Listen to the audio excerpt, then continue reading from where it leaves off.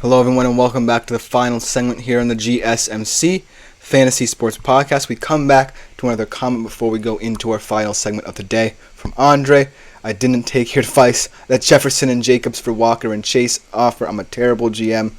Jacobs and Jefferson so much better. Yeah, well in terms of overall health, that trade definitely seems like a bad one because, Jefferson actually going to be pretending to play in this game against the Texans this weekend, and Jacobs, even though Jordan Love's timeline to return is shortening, still adds a lot of value to that Packers backfield, so it was kind of a bad trade. But don't worry about it. Walker and Chase, I think, in time will be interesting additions, but you never know. But let's transition to our last segment of the day here. Let's get some college football in before the weekend starts. And this one is going to be about the big games and the college side of things for fantasy implications. We have a lot of interesting games. We're getting more and more into conference play here as college football enters the weeds, like I like to say, this part of the season. And each of these games really is about position groups or players who have proved that they have already been competent fantasy players for your fantasy college football teams, but just need to show me more. So let's start off with a new Big Ten game with a new participant, new representative, and a team that doesn't necessarily look like a defending champion anymore, USC, Michigan. And so let's talk about both sides here. For USC, I think this game is going to be all about whether or not you can trust Miller Moss, whether it be as just a fantasy college football player for the rest of the season, or in a dynasty league once he enters the NFL. A lot of people are actually very high on him for what he showed in that game against LSU, the poise he had in leading that game-winning touchdown drive against LSU, and his abilities just to be poised in Lincoln Riley's system really works well for him in this Lincoln Riley setup. And in terms of Michigan, we now know that Davis Warren is not the starter. We now know that Alex Orji, who everyone expected to be the presumptive Week 1 starter for Michigan, is now starting. And I think that nothing's going to change with the Michigan offense. I think that they're going to continue to ground and pound on the ground. But I think that they're going to do it with their running backs because Donovan Edwards and Khalil Munnings, like I said, are the best parts of this team. And right now, I think that once you really look at both these teams and how they fit in terms of their playing style, I think it's about getting Miller Moss comfortable, and it's about, if you're Michigan, trying to continue with your run game because that's the only thing that's going to make your bread and butter in terms of moving the ball on the field with your offense. Because right now, this definitely feels like the ball is in USC's court here. I really like both sides of the football for USC, and if you're Michigan, you can't be feeling too good about where the program's headed, especially for the season, and as you're going to have much more tougher games on your schedule coming up. So, for this game, definitely very player-based. It's definitely very heavy. As Andre said, do you like Brown's defense this week against the Giants? I do. I think that, like I said yesterday, they're still going to be a top 5 defense, even though I personally don't think they'll be the number 1 overall defense. And when you look at the Giants, it's not necessarily about indicting the Giants. It's just that they just look very abysmal right now. They don't have much hope and optimism surrounding their offense. I think it's not just Daniel Jones. It's definitely something deeper. Definitely the coaching. It's definitely the organizational failures at every level. As Andre said, I got Michigan winning this game. Very bold prediction. I think it will be a gritty game, as I agree. But it's at USC. Miller Moss really looks very competitive. And even though it's one of the best defenses, I didn't point that out. The Michigan defense will very much keep them in this game.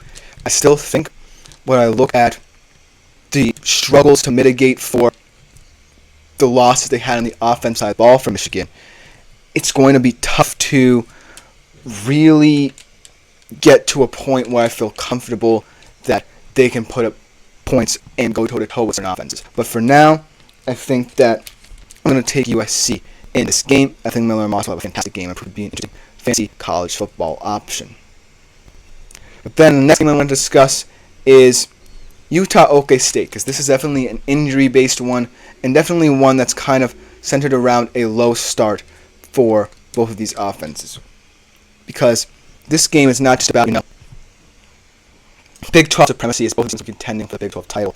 It's about, whether or not Cam Rising stay on the field, and also if Ollie Gordon II can get going. Because both of these guys, when they're on the field, are two of the best fantasy college football players and best real-life college football players in the college football game. And so, when I look at this game, I think that it's going to lose a lot of value if, either Cam Rising doesn't start or Ollie Gordon II continues to not perform.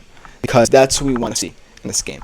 Those are the two players who hold the most weight in this game. Because they both can make the difference for their teams in this game. And most importantly, they are the spectacle of this game as well. Because in the Big 12, these are two teams that are going to win in different ways.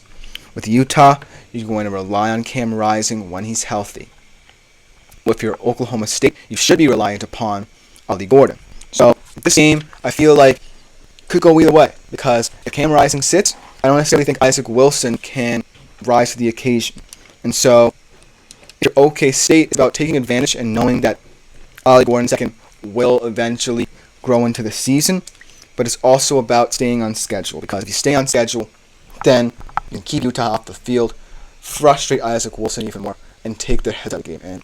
And so it is a game where you're going to have to get out to an early jump if you're either of these teams, because you don't necessarily want to fall behind in this game. But I'm going to take Utah in this one. I feel like their defense has enough depth to keep them in this game. And I just don't trust Allen Bowman at the QB position for Oklahoma State, should Ollie Gordon continue to perform not up to his standards. So make that what you will. But it's going to be a very interesting game, nevertheless. And then a big game in the SEC. Tennessee taking on Oklahoma. Very interesting storylines here. Because when we are looking at this game, right, we're looking at the Tennessee offense, most importantly, against the Oklahoma defense. Because the Oklahoma defense has really kept this team potentially being 0-3. They haven't looked impressive enough on offense to make them believe that they can keep up with some of the best in the SEC. And Tennessee has proven to potentially be one of the SEC contenders to even go to the SEC championship game and beyond. So if Oklahoma can't prove that they're up to par on both sides of football, and Jackson Arnold can run a competent offense, then I have no confidence in calling Oklahoma a true contender in the SEC. Whereas on the Tennessee side of the football, it's all about that man, Nico Iamaleava, blue chip sophomore, first year starting in the system for Josh Heupel. And he's looked very impressive the first two games, albeit they were against Chattanooga, Kent State, and NC State. But it still showed that Josh Heupel is one of the better offensive minds, not just in the SEC but in college football, and he'll just look like one of the better quarterbacks to fit into this system. He has a good deep ball, he has strong accuracy at all levels of the field, high IQ so far, but this is the test for him, right? This is the first SEC game of his career. And if he can't prove to stay on schedule against one of the tougher defenses he'll face this year, then this game can get out of hand. But it's also contingent on how many possessions he has because the Oklahoma offense is taking aptitudes. So this game could have many different storylines, but I think it comes down to Nico. This is Nico's game, it feels like. This is no one else's game. No player holds more weight in determining the outcome of this game, I believe, than Nico Iamaleava, because this feels like the start of a new horizon for Tennessee. If they win this game, then I'm going to take them even more seriously in the discussion for the Big Ten. The SEC. Because I look at all the other teams around. Yes, you have your Texases. Yes, you have your Georgias. You have your Alabamas. But Tennessee just feels like a team that's turning a new page. It finally feels like it can trust the quarterback, no matter how young or old he is, into going into different environments and getting victories at the SEC level. So this is a Nico game, I'm calling it. Because if he performs, then very high Tennessee. If he doesn't, then this game can be a completely different story. I'm maybe even thinking about Oklahoma as someone who's an SEC contender. But definitely tune into this game. And the final game I want to talk about, this is a weird one because a lot of people might not be thinking about this game as a potential trap game because of how good Miami has looked. But let's remember, South Florida was winning their game against Alabama until the explosion of offense in the fourth quarter for the Alabama Crimson Tide in that game. And South Florida is one of those teams where, they're going to be in games like these, but they're going to lose. And it's kind of weird to say because they should have more wins against these kind of programs for having this for their defense. They don't have their offense enough. This game is all about, the quote-unquote trap game for Miami. Does Cam Ward, who's probably been one of the best, if not the best quarterback in college football to this point, fall into the trap? Because as poised and composed as he is, South Florida is one of those teams who can drag you into the game for long periods of time. And if that's the main point of this game, then I'm kind of worried. But overall, this could be a blowout. I'm not necessarily too worried about, Cam Ward in this offense for very long. I think they're one of the most talented teams in the ACC and the country, so to speak. But we'll have to see. But that will just do it for today's episode of the GSMC Fantasy Sports Podcast. I hope you all enjoyed it. I've been Christopher Shepard. Thank you all for tuning in. We'll be back next week at 3:30 p.m. Eastern. Before I go, remind you to like, follow, and subscribe to the show.